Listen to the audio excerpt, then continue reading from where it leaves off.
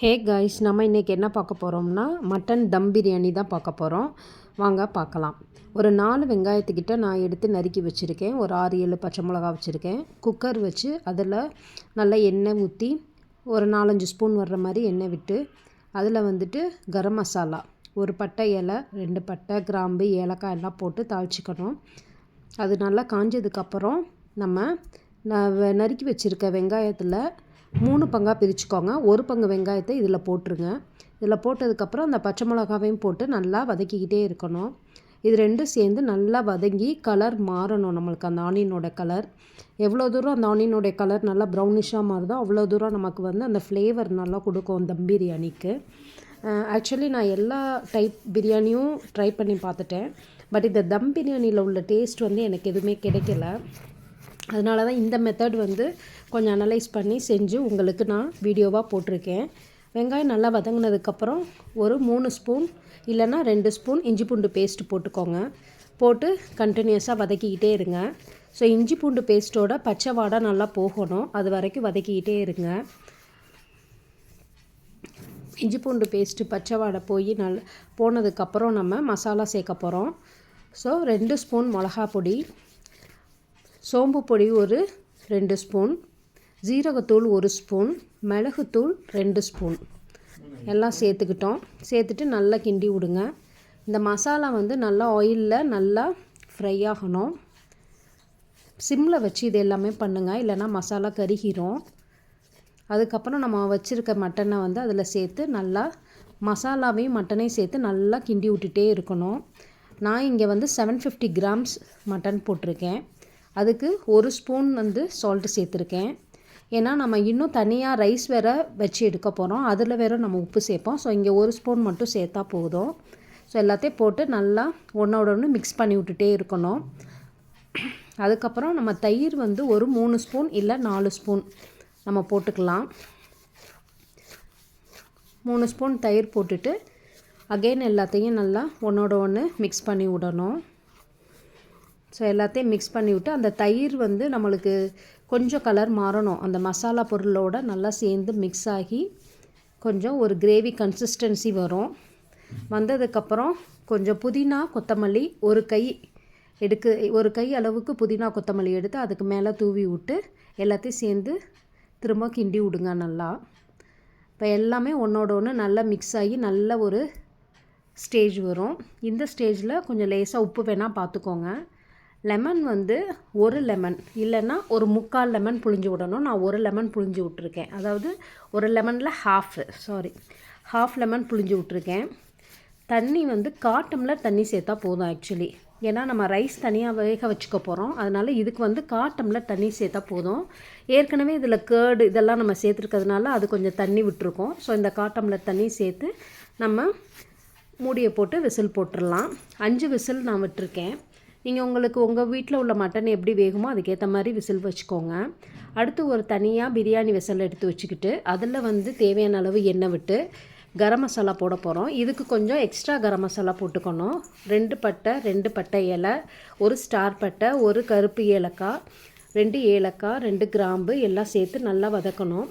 இது நல்லா எண்ணெயில் பொரிஞ்சதுக்கப்புறம் நம்ம ஏற்கனவே வச்சுருக்கோம்ல ஆனியன், அதில் 1 பங்கு ஆனியனை இதில் போட்டு நல்லா ஃப்ரை பண்ணிக்கிட்டே இருக்கணும். ஸோ இப்போ இந்த பட்டை, இந்த ஆனியன் எல்லாம் சேர்ந்து நல்லா வதங்கி வரணும். அகெயின் ஆனியனோட கலர் நல்லா மாறணும். தேவையான அளவு பச்சை மிளகா சேர்த்துக்கிறோம் இந்த ஸ்டேஜில். ஏற்கனவே நம்ம ஒரு 6-7 பச்சை மிளகா சேர்த்துருக்கோம். இங்கே ஒரு 6-7 பச்சை மிளகா சேர்த்துருக்கேன் நான். சேர்த்து நல்லா வதக்கி விட்டுட்டே இருக்கணும். அப்புறம் ஒரு கை அளவு புதினா கொத்தமல்லி இலை போட்டு நல்லா வதக்கி விட்டுட்டே இருக்கணும். இந்த புதினா கொத்தமல்லி நல்லா சுருங்கி வரும் அப்படியே எண்ணெயில் நம்ம வதக்க. ஸோ நல்லா வதங்கினதுக்கப்புறம் கலர் நல்லா சேஞ்ச் ஆகி இந்த மாதிரி வரும். பாருங்கள் எப்படி கலர் சேஞ்ச் ஆகிருக்குன்னு. ஒரு ப்ரௌனிஷ் கலராக மாறும். ரொம்ப டார்க்காக இல்லாமல் ஒரு லைட் கலராக. அந்த ஸ்டேஜில் நம்மளுக்கு தேவையான அளவு இஞ்சி பூண்டு பேஸ்ட்டு, நான் இங்கே வந்து 2 ஸ்பூன் இஞ்சி பூண்டு பேஸ்ட் சேர்த்துருக்கேன். சேர்த்துட்டு திரும்ப அதனுடைய பச்சை வாடை போகிற வரைக்கும் நல்லா வதக்கி விட்டுட்டே இருக்கணும். ஸோ எல்லாம் சேர்ந்து வதங்கினதுக்கப்புறம் அகெயின் தயிர் ஒரு 3 ஸ்பூன் இல்லை 4 ஸ்பூன் சேர்த்து எல்லாத்தையும் வதக்க ஆரம்பிச்சாச்சு. ஸோ எல்லாம் வதங்கி இந்த மாதிரி ஒரு நல்ல கன்சிஸ்டன்சி வரும். இந்த ஸ்டேஜில் நம்மளுக்கு தேவையான அளவு, ரைஸ்க்கு தேவையான அளவு தண்ணி ஊற்ற போகிறோம். நம்ம எவ்வளவு ரைஸ் எடுத்துருக்கோமோ அதில் 2 மடங்கு தண்ணி நம்ம ஊற்றணும். 1 டம்ளர் ரைஸ் நீங்கள் சப்போஸ் எடுத்துருக்கீங்க அப்படின்னா 2 டம்ளர் தண்ணி ஊற்ற போகிறீங்க. நான் இங்கே 750 கிராம்ஸ் பாஸ்மதி ரைஸ் ஏற்கனவே எடுத்து அலசி ஊற வச்சுட்டேன். ஸோ அந்த மெஷர்மெண்ட்லேயே 2 அளவுக்கு தண்ணி ஊற்றிருக்கேன், 2 பங்கு அளவுக்கு தண்ணி ஊற்றிருக்கேன். 1 ஸ்பூன் சால்ட் போட்டுக்கிட்டேன். சால்ட்டு போட்டு நல்லா கொதிக்க விடணும். அதை கொதிக்கிற ஸ்டேஜில் கொஞ்சம் உப்பு நீங்கள் டெஸ்ட் பண்ணி பார்த்துக்கோங்க. எக்ஸ்ட்ரா தேவைப்பட்டால் கொஞ்சம் சால்ட்டு சேர்த்துக்கோங்க. எனக்கு இந்த உப்பே சரியாக இருந்துச்சு. இப்போ நல்லா தண்ணி கொதிச்சிருச்சு. கொதிச்சோன்னையும் ஊற வச்சுருந்த பாஸ்மதி ரைஸ் எடுத்து அதில் சேர்த்துக்கிட்டு இப்போ நம்மளுக்கு லெமன், ஏற்கனவே ஒரு பாதி லெமன் அதில் நம்ம புழிஞ்சு விட்ருக்கோம் மட்டன் கிரேவிக்கு. இதில் ஒரு பாதி லெமனை புழிஞ்சு விட்டாச்சு. புழிஞ்சு விட்டு ஒரு மூடி போட்டு நல்லா மூடி வச்சுருங்க. அது பாட்டுக்கு வெந்துட்டுருக்கட்டும். ஒரு 7 மினிட்ஸ் இல்லைன்னா ஒரு 5 மினிட்ஸ் ஆகட்டும். அப்பப்போ திறந்து பார்த்துக்கோங்க இடி பிடிக்குதா அப்படின்னு சொல்லிட்டு.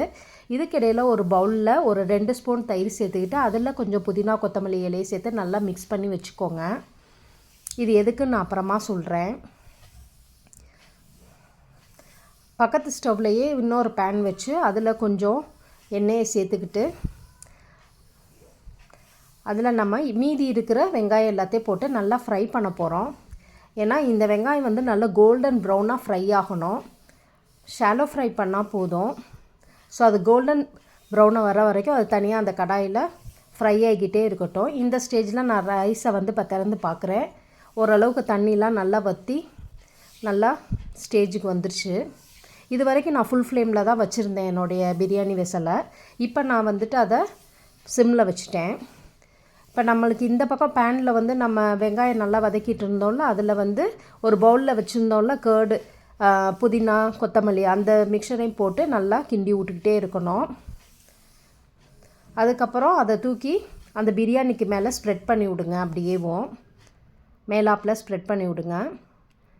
எல்லா பக்கமும் பரவுற மாதிரி ஸ்ப்ரெட் பண்ணி விட்டுக்கிட்டு கொஞ்சம் கீ சேர்த்துக்கோங்க.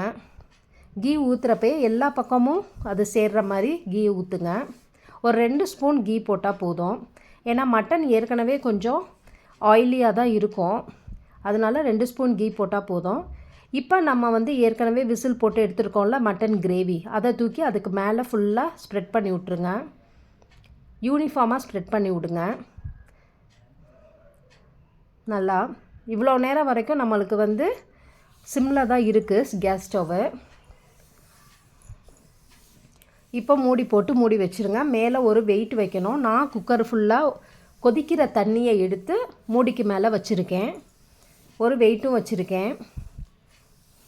ஒரு 15 மினிட்ஸ் அப்படியே சிம்லேயே இருக்கட்டும். 15 மினிட்ஸ் கழித்து நம்ம வெயிட்டை திறந்து பார்த்தோம்னா இந்த மாதிரி டேஸ்ட்டான பிரியாணி ரெடி ஆயிரும். எல்லாத்தையும் மெதுவாக அப்படியே கிண்டி விடுங்க. இப்போ உங்களுக்கு டேஸ்ட்டான மட்டன் பிரியாணி ரெடி ஆயிடுச்சு. இந்த வீடியோ உங்களுக்கு பிடிச்சிருந்துச்சுன்னா லைக் பண்ணுங்கள், ஷேர் பண்ணுங்கள், கமெண்ட் பண்ணுங்கள், சப்ஸ்கிரைப் பண்ணிடுங்க. பாய்.